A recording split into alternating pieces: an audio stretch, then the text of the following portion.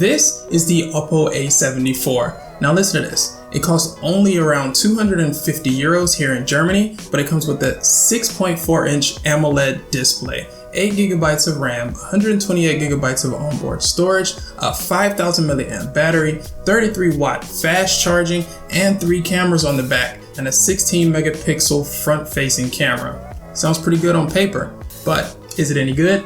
Let's find out. I'm Kevin from Peacock Inside Tech, and this is my Oppo A74 review.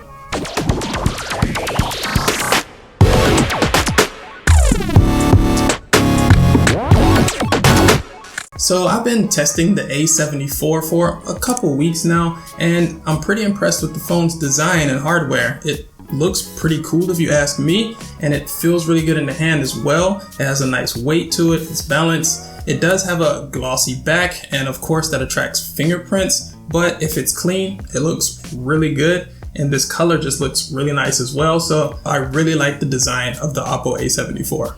The button layout is pretty typical Oppo, with a power button on the right side of the phone, the volume rocker on the left side of the phone, also with a SIM card tray on the left side, and on the bottom you get a USB-C port, a headphone jack, and a speaker grill.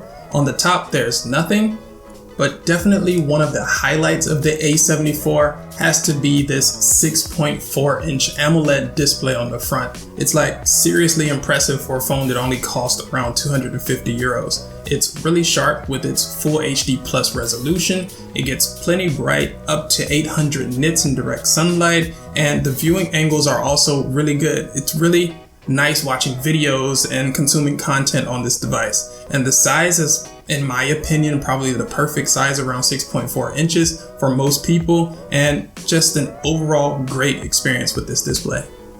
It does only have a 60 Hz refresh rate, but to be honest, it's good enough. I mean, there are phones out there with 90 Hz or 120 Hz, but if you didn't have a phone with a high refresh rate before seeing this one, you won't feel like you're missing anything, and everything still looks pretty smooth even though it's only 60 Hz. And at the top left of the screen, you get a small punch out for the 16 megapixel front-facing camera, and the front-facing camera is actually pretty good. It has a lot of resolution to play with, and the quality of photos are pretty decent. It applies this beauty effect by default, which smooths your skin and makes you look pretty. I'm not really a fan of that, so I like to turn this off, but here are some of the samples that I've taken with the camera with it on. You can increase the eye size, make your face slimmer. You can do a lot of stuff that I'm not really into, but the options are there, which is cool. You can record full HD video from the front-facing camera, so sadly no 4K. And there are a lot of different modes for the front-facing camera, like night mode or the portrait mode, and etc. So there are a lot of features that you can play with, which is pretty cool.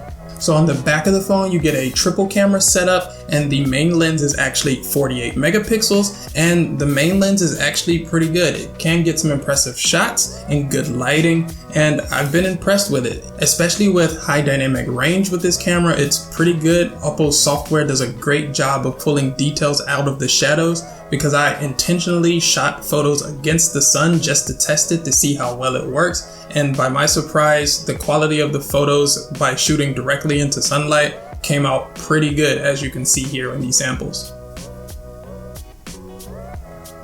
There's also a 2 megapixel macro lens on the back, but the quality is just so-so because of the small resolution. The photos are not very detailed, so what I would do is just take a full resolution 48 megapixel shot and just crop into the size that you want, because the quality seems to be a little bit better that way.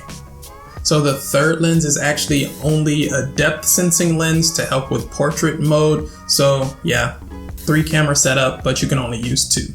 The camera UI is also pretty easy and simple to use, and it looks nice. It really resembles the iPhone's camera app, which is not a bad thing, but the overall camera experience with the Oppo A74 has been pretty good.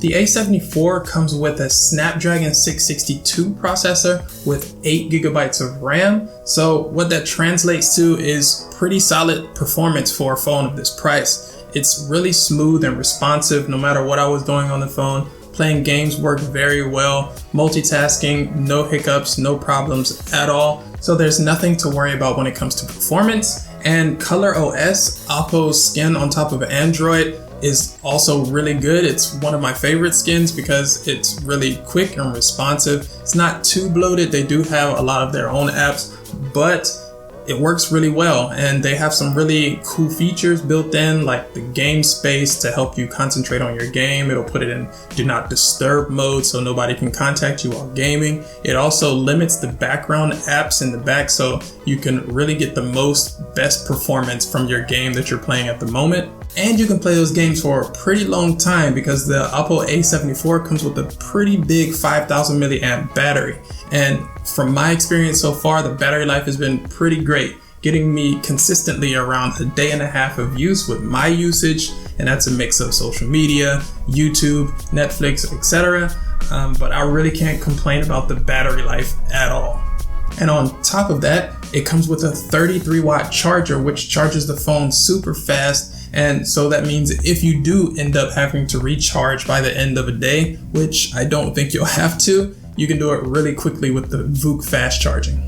So if it wasn't obvious enough, my experience with the A74 has been pretty good, and it's a pretty easy phone to recommend, especially for the price. I mean, of course, there's always room for improvement. For example, it has a single bottom firing speaker, which gets really loud, but it's really tinny. The quality of the sound is just not as great as I would have hoped.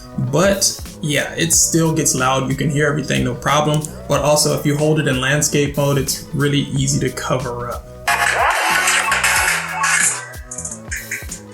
Repeating myself over and over when I review the latest. But with that being said, this is a great device for the price, and if you're looking for something under 300 euros, I would definitely consider the A74. So that wraps up this video. Thank you for watching. What do you think about the Oppo A74?